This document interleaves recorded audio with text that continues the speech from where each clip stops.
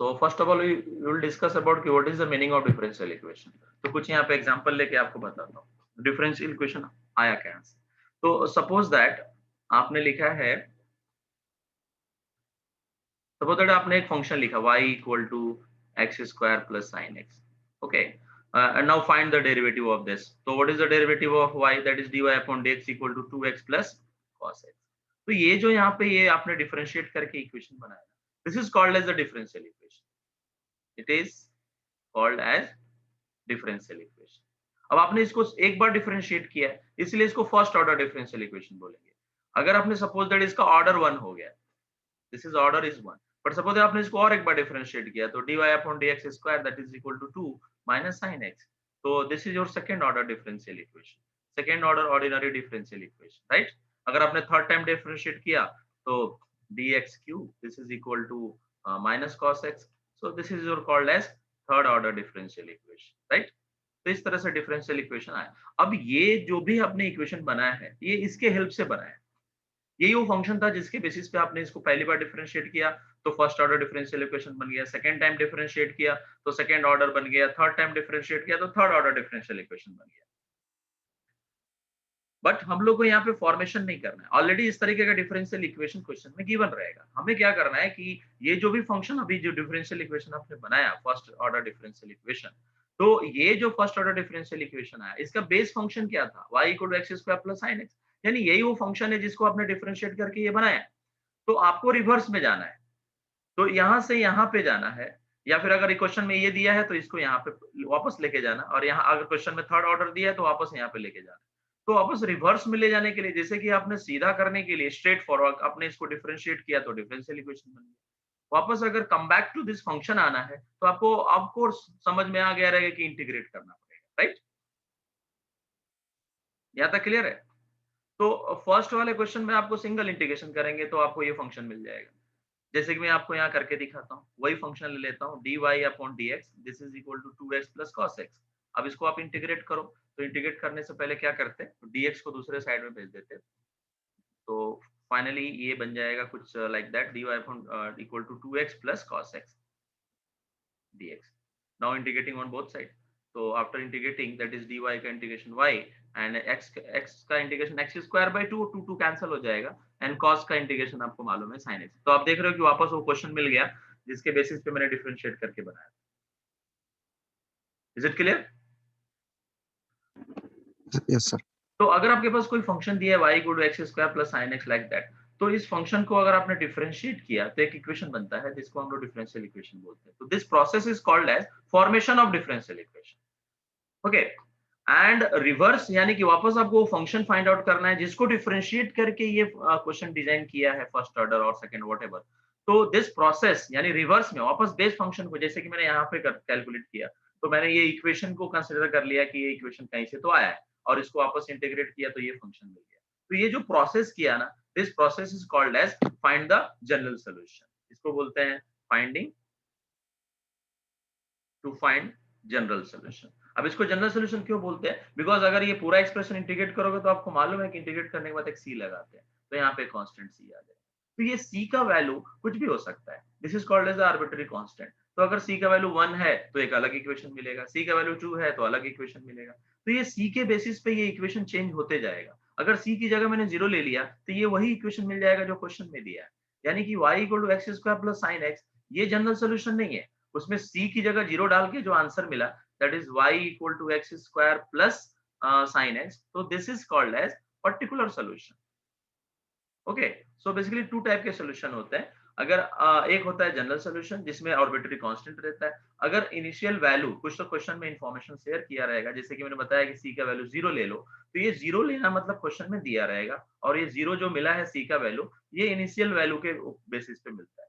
Initial conditions दिए रहते हैं, suppose y equal to 0 equal to 1 दे दिया लाइक दैट. तो this is called as the initial value. तो ये इनिशियल वैल्यू क्वेश्चन में सब्स्टिट्यूट करोगे, इसमें y की जगह 1 और x की जगह 0 डालोगे तो आपका c का वैल्यू मिल गया. सपोज मैंने यहाँ 0 लिख दिया, तो जैसे आपने यहाँ 0 डाल दिया तो throughout 0 plus 0 equal to c, तो फाइनली c का वैल्यू 0 मिल गया. तो ये इक्वल टू 0 जो मैंने कंसिडर किया है इसके लिए इनिशियल वैल्यू क्या है, y ऑफ 0 इक्वल टू 0. तो क्वेश्चन में कुछ भी दे सकता है, y equal to 0 equal to 1, y of 1 equal to 2 like that, तो ये जो भी कंडीशन दिया है this is called as the initial condition. तो ये इनिशियल कंडीशन के बेसिस पे जो जनरल सोल्यूशन मिला है, this is your general solution, उसको हम लोग कन्वर्ट कर लेंगे दिस सोल्यूशन में, और इसको हम लोग बोलते हैं पर्टिकुलर सोल्यूशन। ठीक है, तो जो जनरल सोल्यूशन है वो डिफरेंट डिफरेंट कर्व को रिप्रेजेंट करता है, और जो पर्टिकुलर सोल्यूशन है वो किसी एक पर्टिकुलर कर्व को रिप्रेजेंट करेगा। अभी कर्व का मतलब जैसे ये x square plus sine x है, तो थोड़ा बहुत आपको मालूम रहेगा कि इसका ग्राफ अगर बनाएंगे तो इसमें पैराबोलिक का भी टर्म है और साइन का भी टर्म है, तो मिक्स करके एक फाइनली ग्राफ बनेगा, राइट। बट ये सी का वैल्यू चेंज करोगे तो ग्राफ का नेचर बदलते जाएगा। तो जैसे जैसे सी चेंज होगा वैसे वैसे ग्राफ का नेचर बोलेगा। यानी देखिए ये जो इक्वेशन है ये बहुत सारे ग्राफ को रिप्रेजेंट कर रहा है, लेकिन नीचे जो मैंने इक्वेशन लिखा है y equal x square plus sin x, ये सिर्फ एक ही ग्राफ को रिप्रेजेंट कर रहा है, that's why this is called the particular solution. तो हमें पूरे मैथ्स 2 में यानी कि जो 50% सिलेबस है उसको में हम लोग को जनरल सॉल्यूशन कैलकुलेट करना है, और इनिशियल अगर इनिशियल वैल्यू दिया रहेगा तो उसमें हम लोग पर्टिकुलर सॉल्यूशन कैलकुलेट करेंगे। तो दो टाइप के क्वेश्चन आते हैं, फाइंड द जनरल सॉल्यूशन और फाइंड द पर्टिकुलर सॉल्यूशन। लेकिन अगर आप पर्टिकुलर सॉल्यूशन फाइंड आउट करना चाह रहे हैं तो पहले आपको जनरल सॉल्यूशन निकालना पड़ेगा। तो पहले आप जनरल सॉल्यूशन निकालेंगे और बाद में इनिशियल वैल्यू अगर क्वेश्चन में गिवन है तो उसका यूज करके आप पर्टिकुलर सॉल्यूशन निकाल लेंगे, और अगर इनिशियल वैल्यू क्वेश्चन में नहीं दिया है तो आप जनरल सॉल्यूशन निकाल के छोड़ देंगे। ठीक है, तो उस तरीके से हमें बहुत सारे अलग अलग टाइप के डिफरेंशियल इक्वेशन का सोल्यूशन बनाना है। तो इन जनरल अगर मैं पूछूं, ये तो हो गया थोड़ा little bit concept behind the definition of ordinary differential equation. मतलब कोई भी इक्वेशन का डेफिनेशन अगर आपको पूछा तो क्या बताएंगे?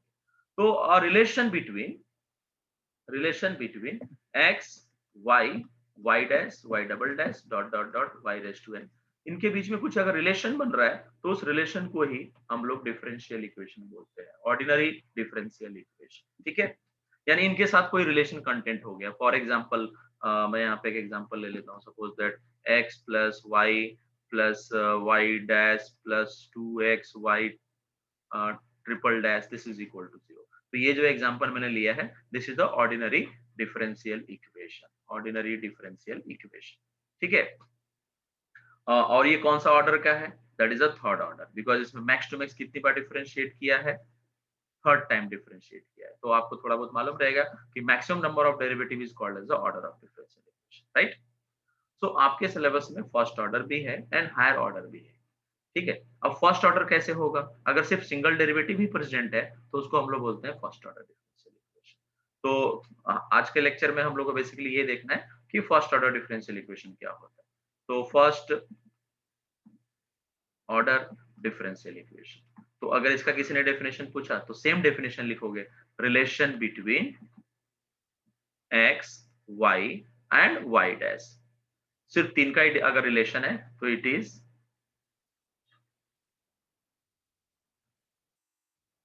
Is called as first order differential equation, right. FODE short form में लिखते हैं, बिकॉज इसके अंदर सिंगल डेरिवेटिव, जहां पे y डैश है this is nothing but first derivative, like that.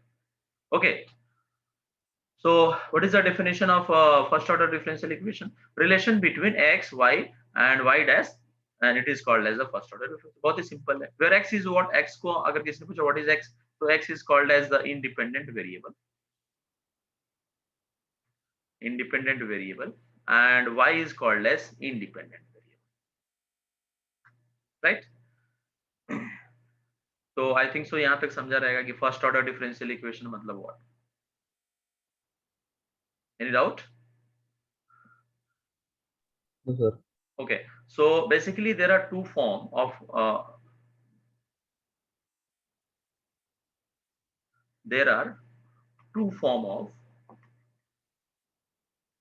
first order differential equation, that is number one is implicit मतलब function के अंदर x y और y dash this is equal to 0। implicit form, this is called as the implicit form। implicit form इसका example लेके आपको और अच्छे से समझाता हूँ। सपोज दैट लिखा है x plus y plus sine of dy upon dx। तो आप यहाँ देख रहे हो कि जो डेरिवेटिव का टर्म है वो किसी फंक्शन को रिलेट कर रहा है। सो इसमें से dy अपॉन dx कैलकुलेट करना आपके लिए थोड़ा डिफिकल्ट टास्क हो जाएगा।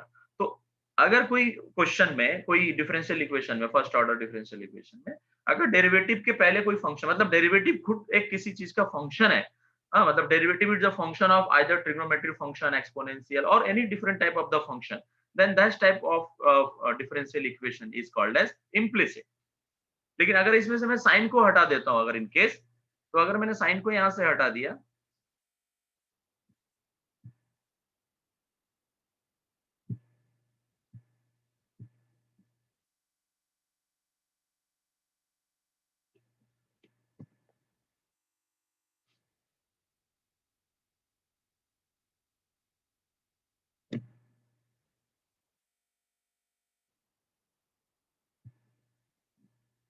सो अगर इसी क्वेश्चन में सपोज दैट मैंने ऐसे लिख दिया x plus Y,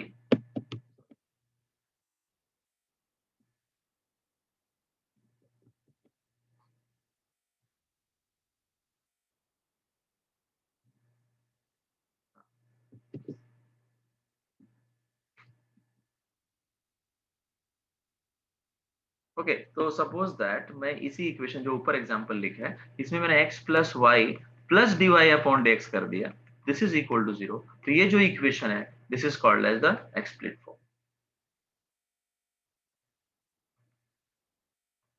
right. So difference between implicit and explicit दोनों समझ में आ गया। Implicit form clear. सो जो इम्प्लिसिट फॉर्म है, इसको सॉल्व करना it is little bit difficult, ठीक है ना। Finding of solution of implicit form, implicit form is difficult, but solve होता है, उसके लिए भी एक दो मेथड्स है। बट हमारे सिलेबस में एक्सप्लिट फॉर्म है, मतलब आपको dy अपॉन dx का ही एक्सप्रेशन दिया रहेगा, ठीक है ना, एक्सप्लिट फॉर्म। तो ये तो मैंने एग्जांपल के तौर पे लिया कि this is the example, but standard form of explicit first order differential equation, that is dy upon dx, this is equal to function of x and y। इस तरीके का फॉर्म दिया है, तो this is called as the standard form of first order differential equation, जिसमें सिर्फ एक dy upon dx का टर्म दिया है और आगे x एंड y के फंक्शंस दिए हैं। तो this is called as the standard form. अब इसका सोल्यूशन कैलकुलेट करना है। सो आई थिंक सो आपको लिटिल बिट समझ में आ रहेगा। फर्स्ट थिंग तो मैंने आपको बताया ऑर्डिनरी डिफरेंशियल इक्वेशन का definition. After that first order definition of first order differential equation, and there are two form, first one the implicit form, second is the explicit form, and for implicit form, that is solution, finding the solution of implicit form, that is a little bit difficult, and explicit form easily solve होता है, और इसके लिए अपने पास अलग अलग different methods है, राइट।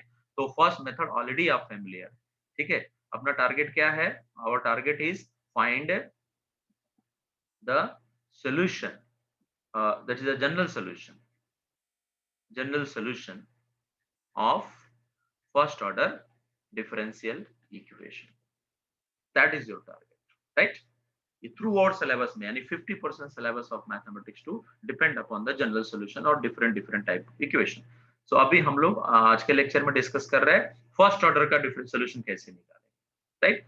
तो उसमें अलग अलग फॉर्मेट दिया रहेगा। सपोज दैट कोई एक फंक्शन दिया है, that is number 1, let a function dy upon dx equal to f of x into g of x, like that. ऐसा कुछ अलग अलग फंक्शन दिया, अगर उन्होंने डिफरेंट डिफरेंट अलग अलग फंक्शन दिए, तो इसको सॉल्व करने बहुत ही सिंपल है। आप क्या करोगे, dy के साथ f ऑफ y को कंसीडर कर लोगे, एंड फंक्शन ऑफ x के साथ dx को कंसीडर कर लोगे, दोनों साइड में इंटीग्रेट करेंगे और एक प्लस c लगा देंगे, तो ये y वाला फंक्शन इंटीग्रेट हो जाएगा एंड g वाला भी फंक्शन इंटीग्रेट हो जाएगा, और इस तरीके से आपको एक फाइनली एक नया फंक्शन मिल जाएगा जिसमें x का भी टर्म होगा, y का भी टर्म होगा और कांस्टेंट होगा, this is equal to 0। So this is your general solution. तो आप मुझे बता सकते हैं जो मैंने मेथड किया है, कौन सा मेथड है ये? This method is called as variable separable method, right ना? Yes, sir. तो वेरिएबल सेपरेट में जिधर वेरिएबल सेपरेट हो सकता है वही उधर ही हम वेरिएबल सेपरेबल मेथड यूज कर सकते हैं। इसलिए मैंने क्वेश्चन ही स्टार्ट किया g of x into f of x, मतलब ऑलरेडी वो सेपरेट है, सेपरेट हो सकता है, ठीक है। तो ही हम लोग ये वेरिएबल सेपरेबल मेथड यूज करेंगे। सेकेंड आपने टाइप देखा रहेगा होमोजेनियस, ठीक है, first order homogeneous differential equation.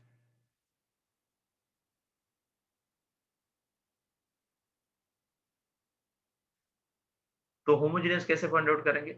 So let a differential equation dy upon dx equal to function of x y is set to be homogeneous differential equation if, अब ये जो function है उसमें आप x की जगह kx और y की जगह ky सब्स्टिट्यूट करके आफ्टर दैट अगर आप k रेज टू n मतलब k को कंप्लीटली अगर आप आउटसाइड निकाल सकते हैं, सो देन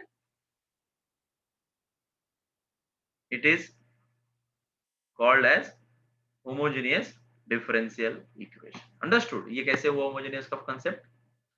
एग्जांपल पे आपको ज्यादा समझ में आएगा। सपोज दैट मैंने एक एग्जांपल लिया and dy upon dx equal to, यहाँ पे लिखा है x square plus x y plus y square whole divide by x square. So this is your complete function. अब मुझे चेक करना है कि ये जो फंक्शन है, लेट फंक्शन जिसमें एक्स एंड वाई दोनों का टर्म दिया है, दैट इज एक्स स्क्वायर, नीचे एक्स लिख देते, x square plus x y plus y square whole divide by x. तो ये पता करना है आपको फाइनली कि ये जो फंक्शन है ये होमोजेनियस है या नहीं है। तो उसमें आप खुद से होके के एक्स के वाई ये सब्स्टिट्यूट करोगे। So that is k square x square k x k y plus k square y square the whole divide by k x. Numerator से के कंप्लीटली कॉमन निकल रहा है, सो आप यहाँ लिख सकते हैं k square x square plus x y plus y square divide by k x. K से के कैंसिल हो गया तो फाइनली के, एंड आप देखोगे कि वापस से पूरा का पूरा फंक्शन आ गया। तो आपने खुद से होके के एक्स के वाई रिप्लेस किया और बाद में के कंप्लीटली आउटसाइड आ गया जिसका पावर 1 है। तो हम लोग फाइनली बोलेंगे कि f of x y is a homogeneous function having degrees is 1। I think so आपने ये लास्ट सेमेस्टर में पढ़ा रहेगा। लास्ट सेमेस्टर में इसका होमोजेनियस फंक्शन पढ़ा रहेगा पार्शियल डिफरेंशियल इक्वेशन के अंदर, Euler's first form, Euler second form. Yes sir. Yes, तो उसमें भी यही करते थे, बस वही चीज है। तो हाँ सर, हाँ। होमोजेनियस के बारे में ऑलरेडी पहले से मालूम, बस फर्क यहाँ है कि यहाँ पे होमोजेनियस फंक्शन के साथ डेरिवेटिव दिया रहेगा और उसका सोल्यूशन निकाल। तो अभी मैंने सोल्यूशन निकालना नहीं सिखाया, मैंने आपको ये बताया कि पहले फंक्शन को चेक कैसे करोगे कि होमोजेनियस है या नहीं है। तो आपको फाइनली ये टेक्निक है, इस प्रोसेस से आप फाइनली ये फाइंड आउट कर लेंगे कि ये फंक्शन होमोजेनियस है या नहीं। अंडरस्टूड?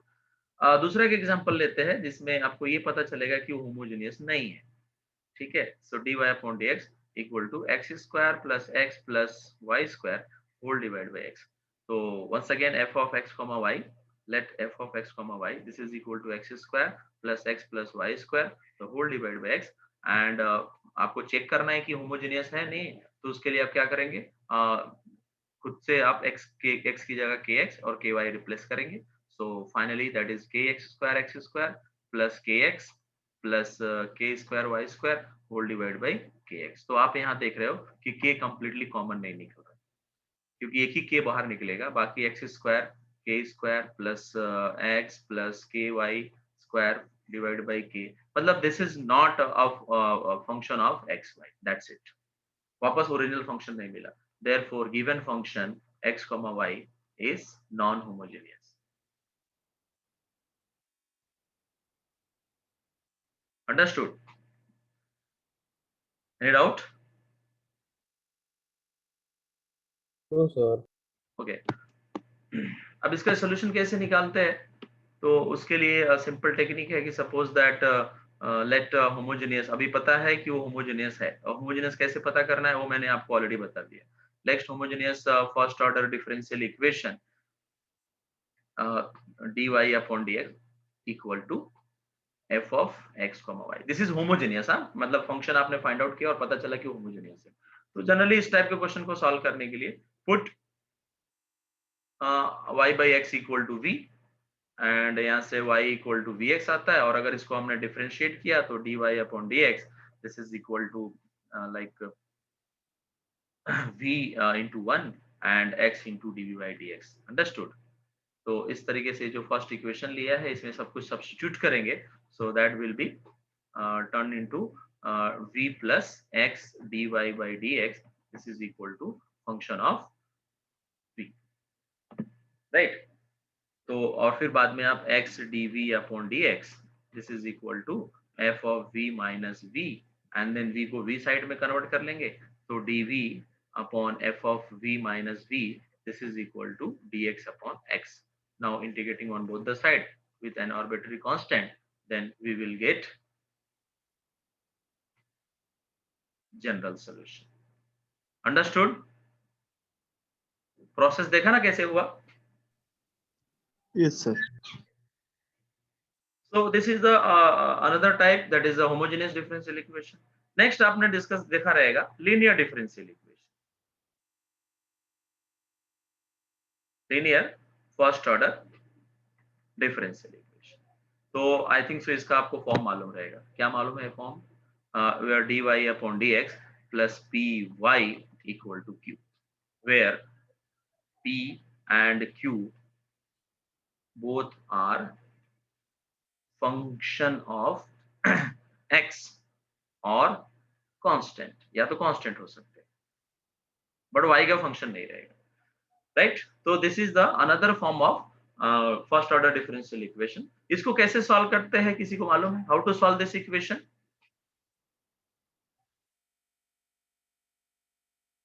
एंड वन थिंग, इसको लीनियर क्यों बोलते हैं? बिकॉज यहाँ y का पावर 1 है. अगर सपोज यहाँ y का पावर 1 नहीं रहता तो फिर ये लीनियर नहीं रहता, right?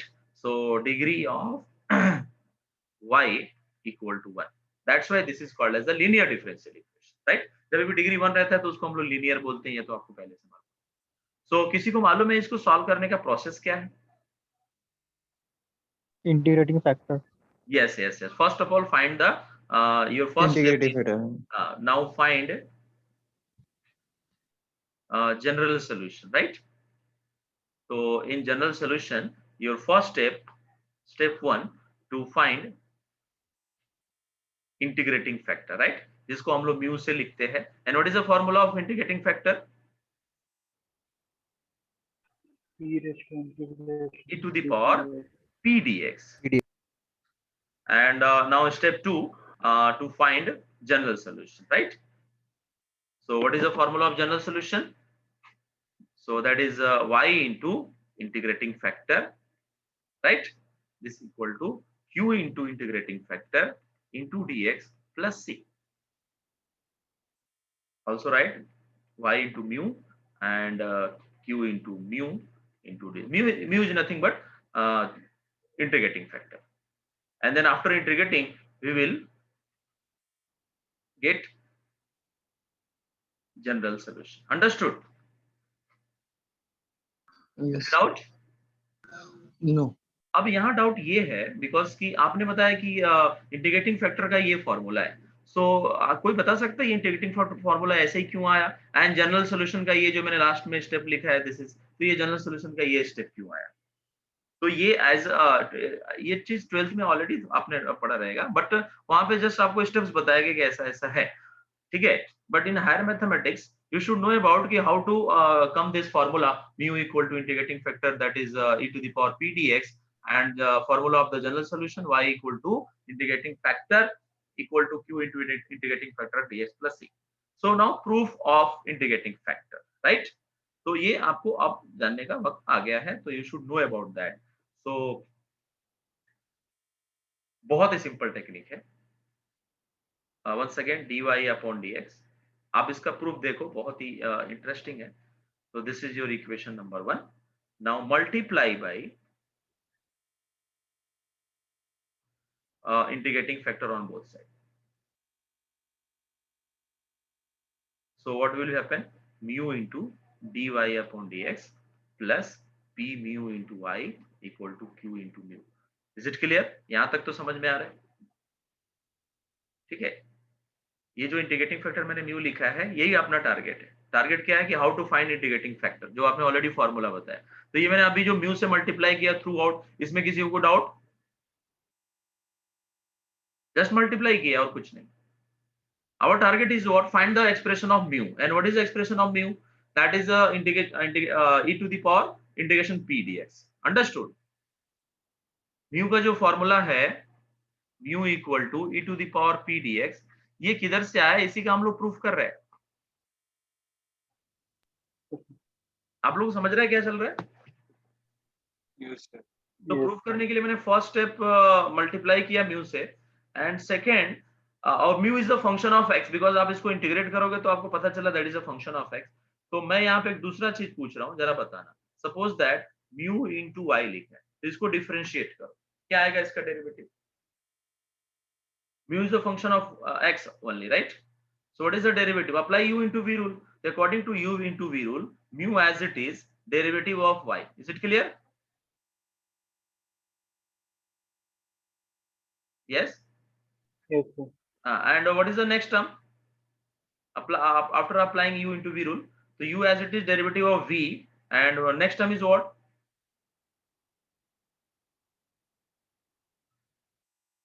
Y as it is derivative of mu. Derivative of mu.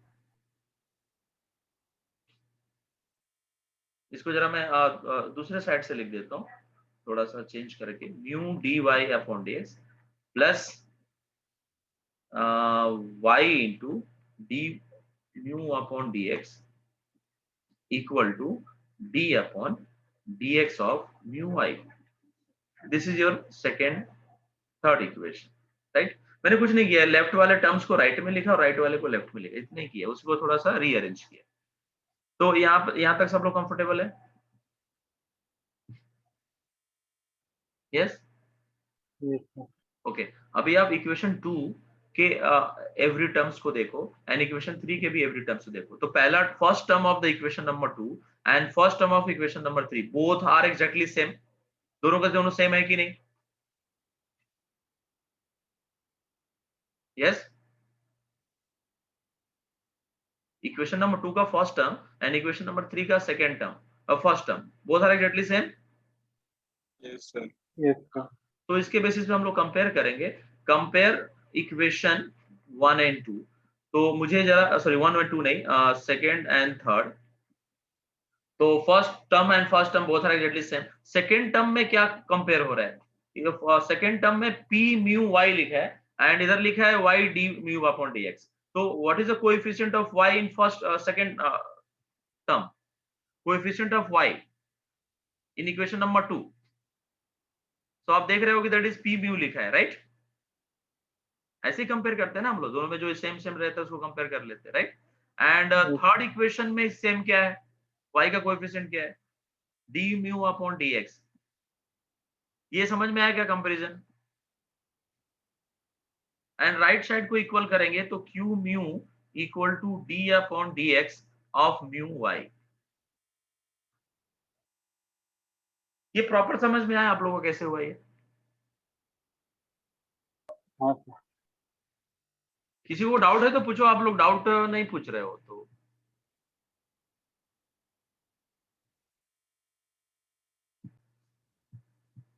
Okay, so let's start. तो फर्स्ट हम लोगों ने फाइंड आउट कर लिया that is integrating factor and go for the general solution. तो ये जो सेकंड मैंने कंपेयर किया है इसको आगे कंटिन्यू करते हैं। सो dx को मल्टीप्लाई कर दो तो d mu dx q mu dx this is equal to mu y। Is it clear? Now integrating on both the side. So ये इसका इंटीग्रेशन क्या आएगा? d ऑफ x का इंटीग्रेशन क्या आता है? x आता है कि नहीं? उस तरह से इसका इंटीग्रेशन क्या आ जाएगा? That is mu y। और इधर एक कांस्टेंट c लगा दिया तो finally mu y equal to q mu dx plus c। तो this is your expression of general solution,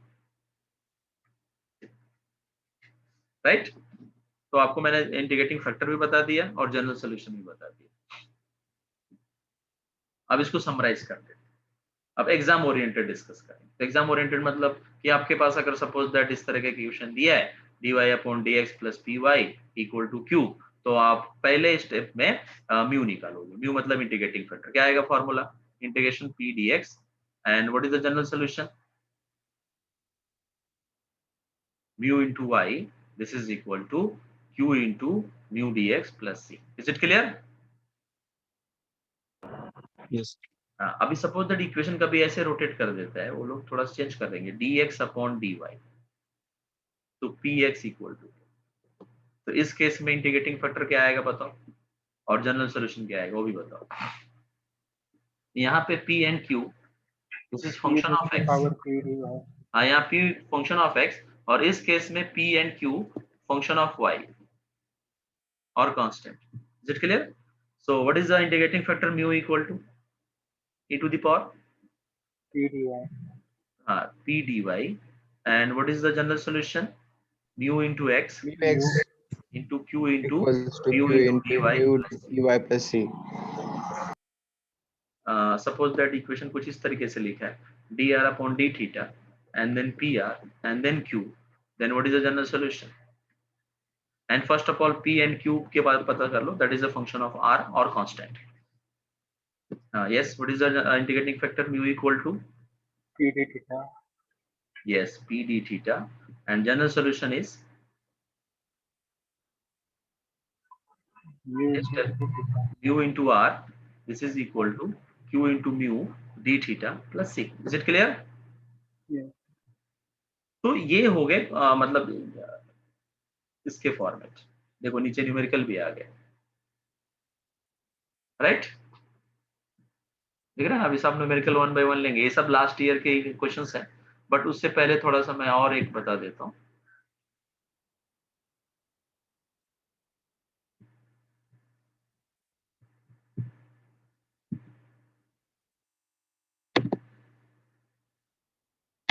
Okay, so now first example number 1. Okay, ready to solve the question, सारा format दिया है। So now solution start. First of all, find the value of p and q. So what is the value of expression of p? 4x by 4x x upon square x plus 1. 4x upon x square plus 1. And what is the value of q? 1 upon 1 upon x square plus 1 the whole cube. yes. So इस तरीके के exam में question आएंगे। So first step, find mu. तो mu is nothing but e to the power p dx, right? तो इसको एक थोड़ा सा इजी करने के लिए पहले हम लोग p dx अलग से निकाल लेते हैं, बाद में सब्स्टिट्यूट कर लेंगे। So p dx मतलब 4x divide by x square plus 1 dx, ठीक है? तो अब इसको सॉल्व करना है और आपको इंटीग्रेशन आना चाहिए। तो अगर मैं 2 को बाहर निकाल लूं तो 2x upon x square plus 1 dx, तो आपको शायद से ये फॉर्मूला मालूम रहेगा, बोलो। नहीं मालूम तो नहीं रहेगा, बट ठीक है, बोलो क्या आता है आंसर इसका?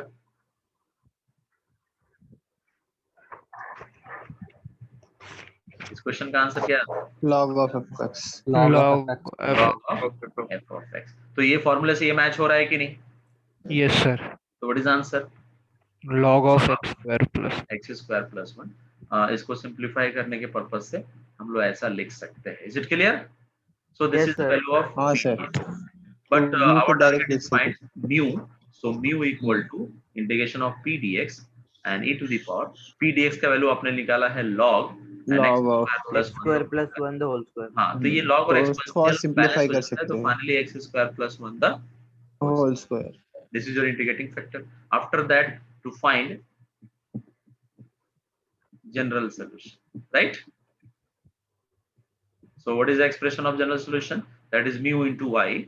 This is equal to q into mu dx plus c, where mu is nothing but x square plus 1 the whole square into y, and q question में कितना आपने लिख रखा है? That is 1 upon x square plus 1 the whole cube into mu, and mu is nothing but x square plus 1 the whole square plus c dx. Okay, इसमें से कुछ cancel हो रहा है,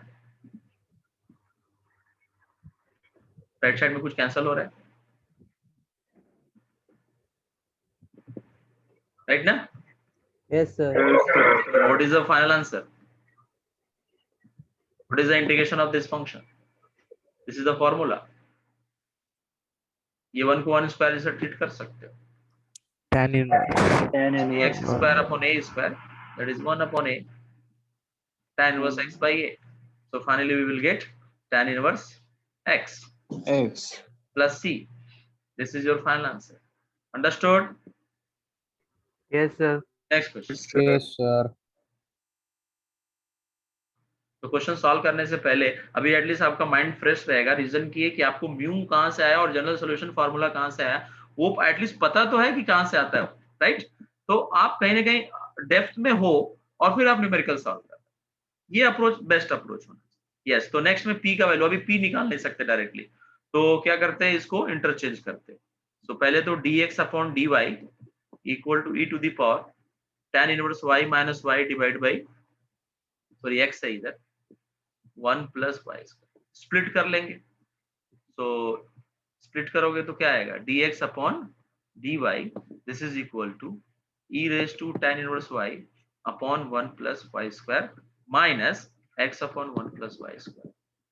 after that dx upon dy plus 1 upon 1 plus y square into x, this is equal to e raised to tan inverse of y upon 1 plus y square. So this is like a dx upon dy plus px equal to q. है ना, match हुआ ना इससे? Yes, sir. What is the value of p? 1 upon 1 plus 1 square. Yes, so p equal to 1 upon 1 plus y square and q equal to e raised to tan inverse of y divided by 1 plus y square. Now next step, find integrating factor mu. What is the formula of integrating factor? Yes, tell me. dy. dy, correct.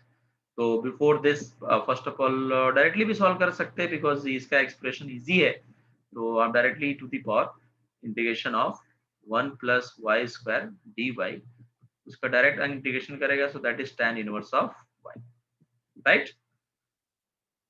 Next to find general solution. अब p dx का integration अगर difficult है तो उसको separately solve करके और फिर उधर सब्स्टिट्यूट करेंगे, जैसे प्रीवियस वाले में किया। ये डायरेक्टली इजी था तो हमने उस डायरेक्टली इंटीग्रेट कर लिया। जनरल सॉल्यूशन का एक्सप्रेशन बताओ, mu into, yes tell me,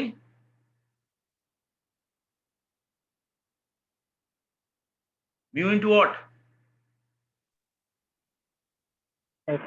X. And इधर म्यू आ जाएगा, इधर dx या dy? dy x y y. So x into e to the power tan inverse y, this is equal to q. q का expression है that is e to the power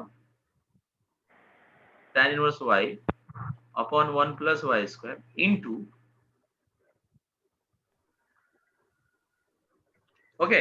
तो इसमें substitute करना पड़ेगा, इसको सॉल्व करना है तो हैव टू सब्स्टिट्यूट समथिंग। तो क्या सब्स्टिट्यूट करेंगे बता सकते हैं? e के पावर को सब्स्टिट्यूट करो। सो tan, कभी भी थोड़ा ये लॉजिक आप बिठा सकते हैं, e के पावर में अगर कोई फंक्शन आ गया ना तो उसको सब्स्टिट्यूट करना चाहिए फर्स्ट स्टेप, तो आपका 99% क्वेश्चन सॉल्व होता है। तो यहाँ e के पावर में tan इनवर्स है, इसको आपने कुछ समथिंग t सब्स्टिट्यूट किया। आफ्टर दैट इसको डिफरेंशिएट करेंगे, तो डिफरेंशिएट करो, tan इनवर्स का डेरिवेटिव क्या आएगा?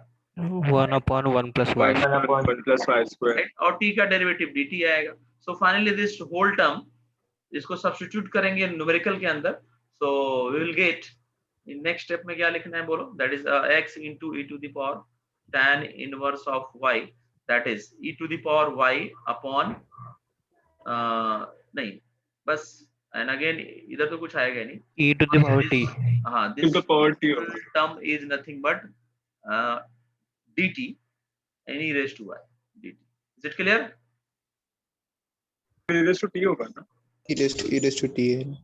हाँ, तो finally we will get e raised to 2t. E raised What to is the 2t. integration of e raised to 2t? E raised to 2t upon 2. Yes. Now substitute the value of t. So t is nothing but tan inverse y. 2 tan inverse. E raised to 2 tan inverse of y divided by 2 plus c, and here e to the power tan inverse of y. So this is your final answer. Any doubt? No sir. No, sir. Okay. So that's all for today. Next lecture में आगे और proceed करते हैं।